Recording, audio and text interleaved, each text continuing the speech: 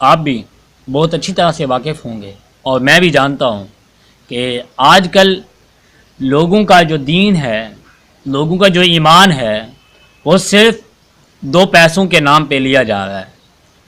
صرف بیرون ملک ویزے کے لیے ان کا دین ان سے چھینا جا رہا ہے، ان کا ایمان ان سے چھینا جا رہا ہے۔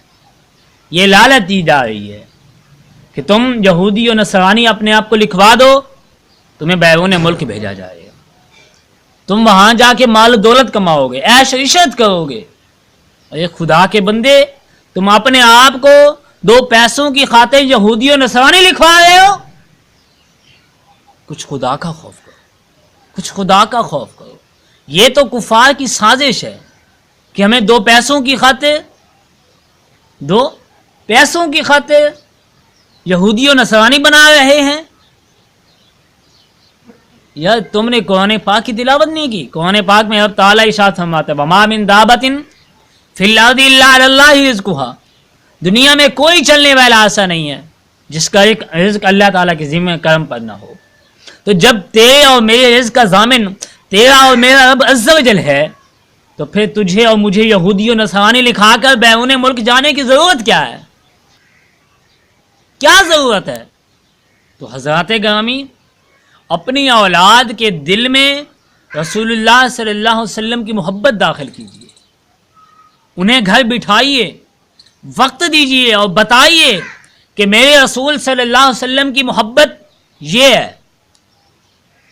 میرے رسول صلی اللہ علیہ وسلم نے بیٹا اس طرح قربانیاں دے کر دین کو ہم تک پہنچ، انہیں بتائیے کہ بیٹا روزی بے شک نہ ملے، بھوکے مر جاؤ، لیکن دین رسول سے وفا کرنی ہے، رسول اللہ صلی اللہ علیہ وسلم سے وفا کرنی ہے، ان کا دامن کبھی نہیں چھوڑنا، موت آ جائے بھوک کی وجہ سے۔ یار یہ بھی کوئی بات ہے کہ 2 پیسوں کے خاطر ہم اپنے آپ کو نصرانی لکھوا رہے ہیں، ہم اپنے آپ کو یہودی لکھوا رہے ہیں؟ یہ کوئی بات ہے یاد کرنے والی؟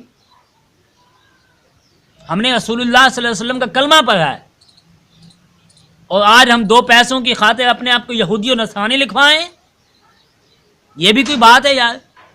حضرات گرامی، چوروں کی ایک جماعت چوری کرنے کی غرض سے کسی گھر میں گئی، گھر میں جا گھسی کہ چوری کریں گے، وہاں ڈاکہ ڈالیں گے اور مال اسباب لوٹ کے آئیں گے۔ وہ چوری کر ہی رہی تھی، مال اسباب لوٹ رہی تھی اور ایک ایک چیز کو چھان چھان کر نکال رہی تھی، چوری کر رہی تھی۔ اتنے میں ڈاکوؤں کا سردار بھی جا پہنچا پیچھے اور وہ بھی چیزیں چھاننے لگا، چیک کر کر کے چوری کرنے لگے، یہاں تک کہ ڈاکوؤں کے سردار کا ہاتھ ایک ایسی چیز پہ پڑا جو باریک باریک سی تھی۔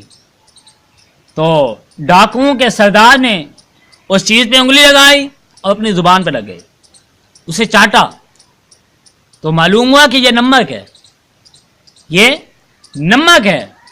تو اس نے اپنے تمام گروہ والوں کو، چوروں کو ندا دی، بلایا کہ رک جاؤ، کہ رک جاؤ، چوری نہیں کرنی، جو چوری کیا ہے وہ وہیں رکھ دو، چوری نہیں کرنی اب۔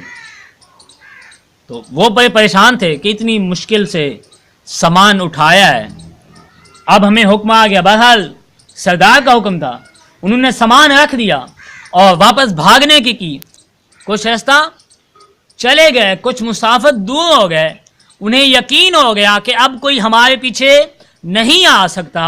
تو انہوں نے اپنے سردار سے کہا یہ تو بتاؤ معاجرہ کیا ہے، معاملہ کیا ہے؟ کسی کو کوئی پتہ چل گیا تھا، کوئی پتہ چل گیا تھا یا کوئی جاگ گیا تھا جس کی وجہ سے آپ نے ہمیں چوری کر؟ بات کیا ہے، معاملہ کیا ہے، ماجرا کیا ہے، کس وجہ سے آپ نے ہمیں کہہ دیا کہ یار چوری کیا اور سامان بھی واپس لوٹا دو؟ وجہ کیا ہے؟ تو ڈاکوؤں کے سردار نے بڑی پیاری بات کہی ہے، بڑی پیاری بات کہی ہے کہ دوستو ہم آئے تو لوٹنے کے لیے تھے لیکن ہم لٹ گئے ہیں، آئے تو ہم لوٹنے کے لیے تھے لیکن ہم لٹ گئے ہیں۔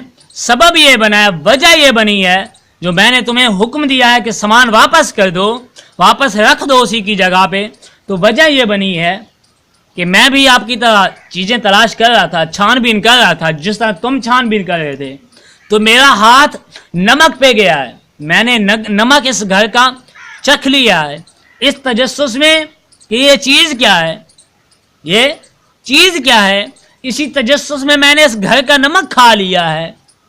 اب مجھے یہ گوارا نہیں کیا کہ میں جس گھر کا نمک کھاؤں اس گھر کی چوری کروں, جس گھر کا میں نمک کھاؤں اسے تکلیف دوں, اسے نقصان پہنچاؤں. تو اس وجہ سے میں نے تمہیں حکم دیا ہے کہ واپس لوٹ آؤ. اب چوری نہیں کرنی, اب ڈاکہ نہیں ڈالنا, واپس لوٹ آؤ, سامان بھی وہیں رکھ دو جہاں سے اٹھایا ہے. تو حضرات گرامی, اگر ایک چور چوری کرنے کے سبب جائے, نمک کھا لے, تو وہ چوری کرنا چھوڑ دیتا ہے. وہ چوری کرنا چھوڑ دیتا ہے اس لیے کہ اس نے اس گھر کا نمک کھایا ہے. اور جس بندے کو سب کچھ ملا ہی حضور کے صدقے سے ہو, سب کچھ ملا ہی حضور کے صدقے سے ہو, تو پھر وہ اپنے آپ کو یہودی و نصرانی لکھا ہے, وہ بھی صرف 2 پیسوں کی خاطر, روزی کی خاطر. تو یہ تو غلط بات ہے. اگر چور نمک کھا لے تو اتنی وفا کرے, تو ہم نے تو رسول اللہ کا کلمہ پڑھا ہے, ہم نے تو رسول اللہ کا کلمہ پڑھا ہے, ہمیں تو سب کچھ ملا بھی حضور کے صدقے سے ہے, تو ہمیں تو زیادہ وفا کرنی چاہیے. تو اپنی اولاد کو سمجھائیے کہ بیٹا 2 پیسوں کی خاطر دین نہیں بیچنا.